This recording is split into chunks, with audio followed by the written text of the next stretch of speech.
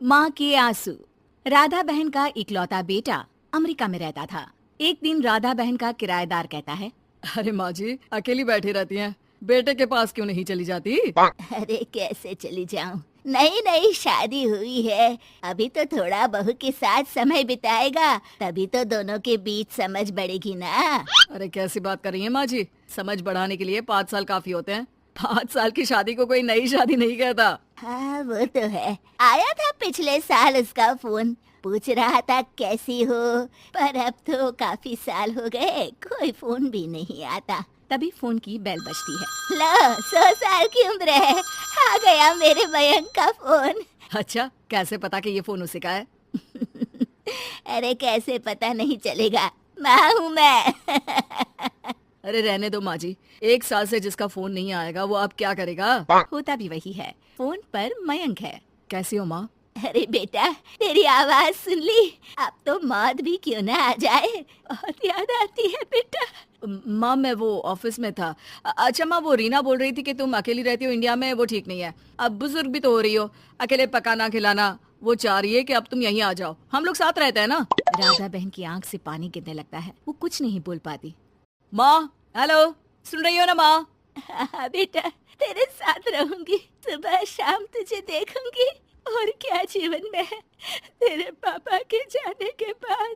तभी बीच में बेटा माँ को रोक देता है। हाँ हाँ ठीक है माँ, तो मैं आता हूँ अगले हफ्ते तुम्हें लेने के लिए। राधा बहन को तो मानो बुढ़ापे में किसी ने पंख दे दिए हो, उड़ी जा रही थी पूरे मोहल्ले में। अरे वो मयंक आ रहा है, अब तो अमेरिका जा रही हूँ मैं, वहीं रहूंगी। अच्छा है मौसी, आपका जीवन देखकर तो मुझे भी रोना आ जाता था। कोई बात नहीं मौसी, देर से ही सही, सब अच्छा होने वाला है अब। राधा बहन दौड़ दौड़ कर सामान ला रही थी।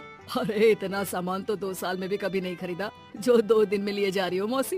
अरे बेटा आ रहा है ना अमेरिका से। अच्छा अच्छा, तो पकवान बनाने की तैयारी चल रही है? हाँ बिल्कुल, उसको बेसन के लड्डू बहुत पसंद है। रात भर भूनना तलना ये सब प्रोग्राम चलता रहता है राधा बहन के घर में। और फिर वो दिन भी आ जाता है जब बेटा घर आता है। कौन? माँ मैं मयंक, ये घर का क्या हाल बना रखा है, न सफाई न धुलाई, कैसा लग रहा है ये घर? घर तो ऐसा ही था बेटा, हमेशा से, बस तू थोड़ा कमजोर लग रहा है। क्या हुआ बेटा?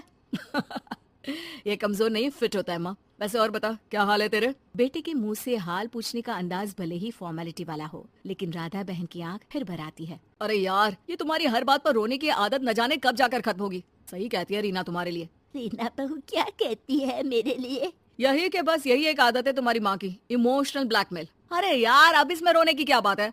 ना ना कुछ नहीं, बहुत दिन बाद तो घर आया ना तो क्या रोएगी? हाँ क्यों? अच्छा ये ले, तेरे लिए रात भर बैठकर ये बेसन के लड्डू बनाए हैं, और ये अचार तुझे बहुत पसंद है ना? पसंद है नहीं माँ, पसंद थे।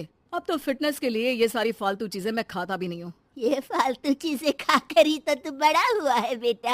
अब रहने दे माँ, क्या क्या खिलाकर बड़ा किया है, मुंह मत खुलवा। कौन देशी घी में शक्कर डालकर पराठे के साथ खाता है? वो तो तुझे पसंद थे ना बेटा, तभी तो बनाती थी, नहीं बनाती थी तो रोता था तू। अरे तो रोने देती ना माँ, अब सारी समस्या उसी खाने से है शरीर में। वो तो भला हो रीना का, जो हेल्दी डाइट देकर सब मेंटेन कर रही है। राधा बहन बेटे की आने की खुशी में इतनी दीवानी थी कि उसे बेटे के बात का अंदाज और लहजा समझ में नहीं आ रहा था। अच्छा अच्छा रुक, पालक वाली दाल बना देती हूँ। रहने दे माँ, मैं होटल से ऑर्डर कर देता हूँ। इतने साल बाद होटल का खाना, माँ के खाने की याद नहीं आती थी। अरे माँ, फिर इमोशनल डायलॉग, प्लीज माँ। अच्छा सुन, बहुत कम वक्त है हम लोगों के पास, जल्दी जल्दी सारी पैकिंग कर ले। और हाँ, इस घर को बेचना होगा। कैसी बात कर रहा है, तेरे पापा और मैंने एक एक पाई जोड़कर इस मकान को बनाया था। हाँ पर तू जा रही है ना, फिर कौन मेंटेन करेगा? कैसे क्या होगा माँ, मैं तो अब इंडिया आऊंगा भी नहीं। बेटा तो सो जाता है, लेकिन माँ घर का एक एक कोना घूम घूम कर देखती है।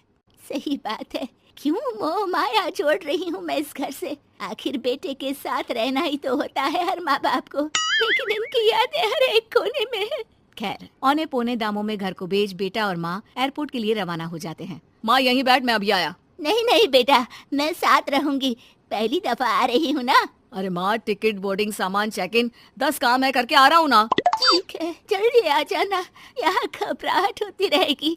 बेटा माँ को समझाकर चला जाता है। माँ बैठी रह जाती है लेकिन बेटा आता ही नहीं। एयरपोर्ट के लोग बताते हैं कि इस नाम का लड़का तो कब का अमेरिका की फ्लाइट लेकर उड़ चुका है। माँ किसी तरह अपने बीके हुए मकान में ही आ जाती है। मुझे कुछ दिन रहने दो, पता नहीं क्या हुआ, हो सकता है कोई मजबूरी हो बेटे की। नया मकान मालिक कहता है। और माँ जी, कमरा तो मैं आपको दे दूं, पर भाड़े का क्या? पति की पेंशन भी है भैया। ठीक है, आप आराम से रहिए, लेकिन एक बात बताइए, आप किसी रिश्तेदार के घर क्यों नहीं चली जाती? अरे कैसी बात कर रहे हैं आप, मेरा बेटा कभी भी आ सकता है। अगर मैं उसे यहाँ नहीं मिली तो